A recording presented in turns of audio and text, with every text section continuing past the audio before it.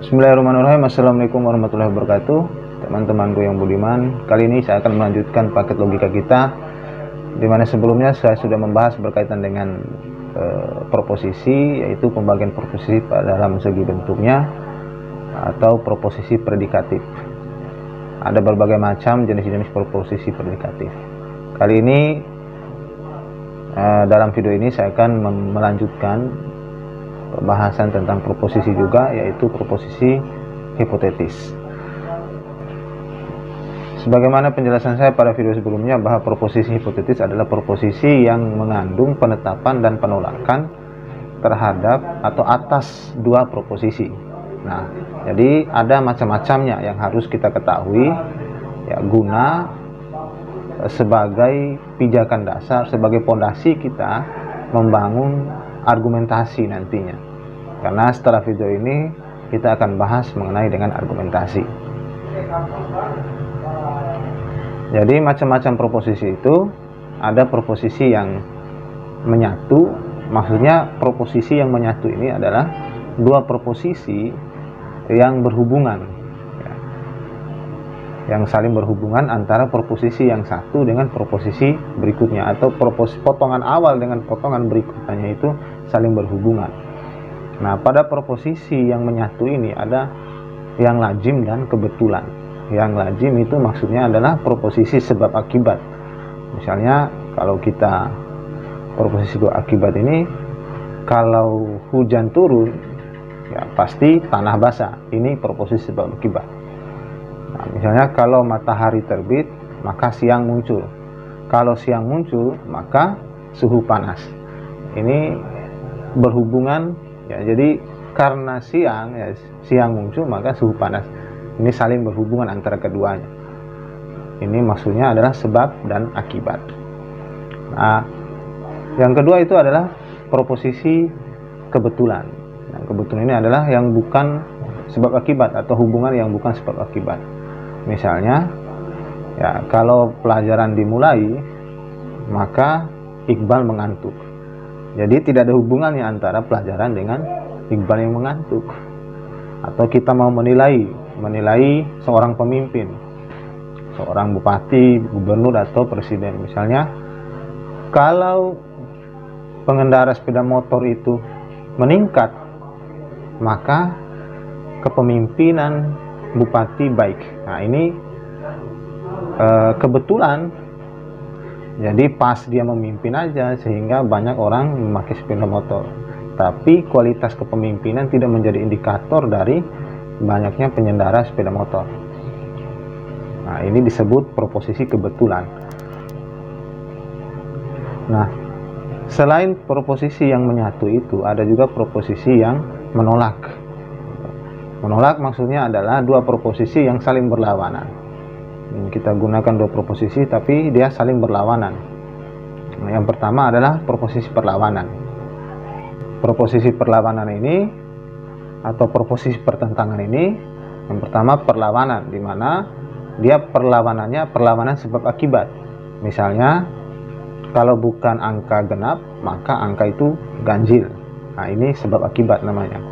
Sebagaimana proposisi yang menyatu tadi, yang kedua adalah kebetulan juga, tapi dia dalam konteks perlawanan, yaitu menolak. Nah, misalnya yang kebetulan ini adalah kalau bukan Ali yang mengajar, maka yang mengajar adalah Ahmad. Ini kebetulan aja. Nah, jadi tidak ada hubungannya adalah Ali dengan Ahmad. Ya, jadi kalau bukan saya di ruangan ini, maka kamu. Nah, ini dua hal yang saling berlawanan, yang sifatnya dia kebetulan dalam hal proposisi. Ini macam-macam proposisi, jadi ada yang menyatu, ada yang menolak. Nah, pada pembagian selanjutnya dalam proposisi itu kita bisa lihat pada segi kemungkinan bertemu dan tidaknya dua proposisi perlawanan. Nah, dalam hal ini ada beberapa pembagian, misalnya ada hakikat, bertemu, dan tak terangkat, ya, tak bertemu dan tak terangkat. Nah, yang hakikat ini itu adalah proposisi yang menetapkan atau menolak dalam hal positif dan negatif, yang dalamnya ada dan tiada. Jadi hukumnya pada proposisi hakikat ini dia tidak terangkat dan tidak bertemu.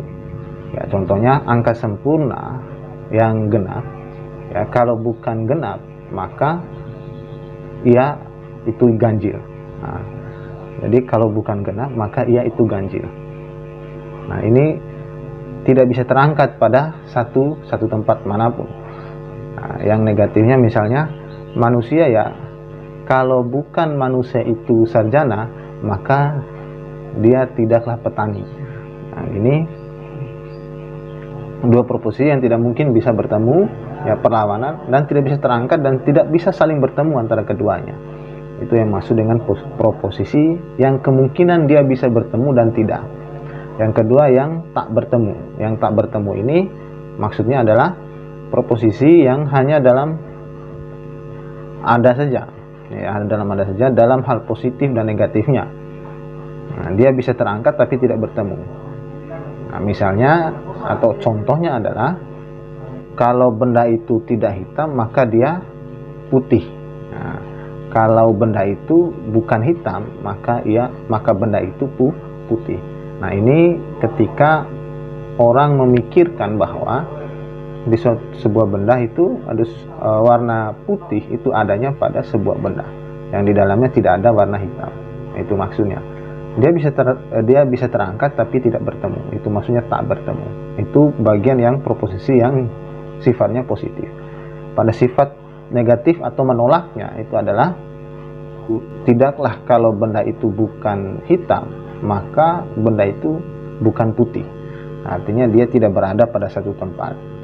Nah, artinya tempat atau sesuatu itu dia bukanlah hitam dan bukanlah putih. Nah, artinya dia terangkat pada tempat yang lain. Itu maksudnya yang terangkat. Tapi dia tidak bertemu pada satu tempat. Nah, yang ketiga, di kemungkinan bertemu dan tidaknya proposisi perlawanan ini itu proposisi tak terangkat. Yang tak terangkat ini maksudnya dia bertemu, ya kan? Dia bertemu tapi tidak terangkat. Contohnya, kalau benda itu bukan hitam maka ia bukan putih. Nah, itu yang sifatnya positif. Nah, yang kenegatifannya, misalnya kalau benda itu bukan putih maka ia hitam. Nah, dia terangkat pada suatu tempat di mana bukan tempat lain, pada tempat di mana ada benda putih dan hitam. Nah, dia bukan pernah hitam tapi adanya warna putih. Dia terangkat pada satu tempat itu. Sementara tadi dia tidak bertemu. Nah, dia bertemunya di satu tempat. Nah, yang terangkat, ya kan, yang tak terangkat itu dia bertemu pada satu tempat. Sementara yang tak bertemu dia tak terangkat pada satu tempat. Itu maksudnya. Sementara pada yang hakikat dia tidak bertemu dan tidak terangkat. Nah, jadi itulah beberapa jenis proposisi hipotetis yang dapat kita pergunakan dalam ilmu logika. Nah, kalau teman-teman menemukan sebuah keganjalan dalam kehidupan sehari-hari, ya Anda atau teman-teman bisa menggunakan sebuah proposisi penolakan atau penetapan. Lalu dibandingkan gitu. Lalu kita bisa bandingkan. Misalnya dalam tradisi kehidupan kita sehari-hari, ada sebuah tradisi di mana kalau duduk di pintu itu rezeki tidak akan datang. Proposisinya misalnya begini: kalau Ahmad duduk menghalangi pintu rumah maka rezeki tidak datang. Nah, ini sesuatu yang kita cek, ya, dia masuk pada proposisi mana. Nah, begitu kita cek ternyata dia masuk pada proposisi kebetulan. Artinya sesuatu itu tidak berhubungan, bukanlah sebab akibat, karena tidak ada hubungannya duduk di pintu dengan rezeki. Rezeki itu hubungannya pada usaha, pada ikhtiar manusia dalam mendapatkan rezeki. Atau misalnya dalam kejadian-kejadian politik dan kejadian-kejadian budaya, sosial, bisa teman-teman cek di kehidupan sehari-hari lalu menggunakan proposisi. Nah, ini bangunan awal supaya nalar atau pemikiran teman-teman itu bisa kritis dan positif dalam memilah dan menganalisa sesuatu. Nah, saya kira begitu saja video saya kali ini mengenai dengan proposisi hipotetis. Semoga dapat menginspirasi teman-teman untuk tetap belajar. Akhir kalam saya ucapkan billahi taufiq wal hidayah. Wassalamualaikum warahmatullahi wabarakatuh.